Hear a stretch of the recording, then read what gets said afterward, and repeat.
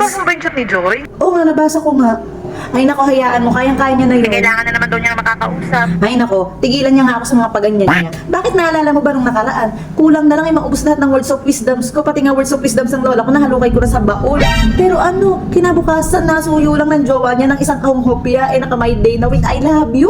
At di ba kulang na lang abutin tayo ng madaling araw, kapapayo. Ay, grabe ang lamo. At saka hello, ante, 38 years old na yung best natin na yan, kaya I'm sure kayang-kaya niya na yan. Ay, dapat lang talaga. Yes! Sobrang dami ko rin problema sa O buhay, siya, no? sige na, mga minsan na lang. Okay, bye! A few moments later.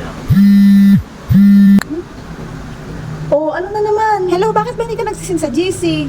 May pinapanood nga kasi ako din sa cellphone ko. Bakit daw ba? Eto nga si Joy, masama ang loob kaya nag-aakit. Manilibre daw siya dun sa bagong Ay, sanggipsal. talaga ba?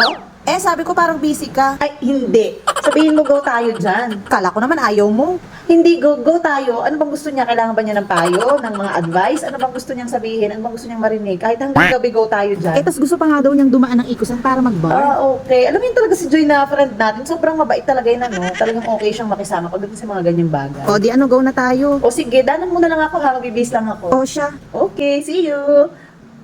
Mamaya ko na nga tatapusin to.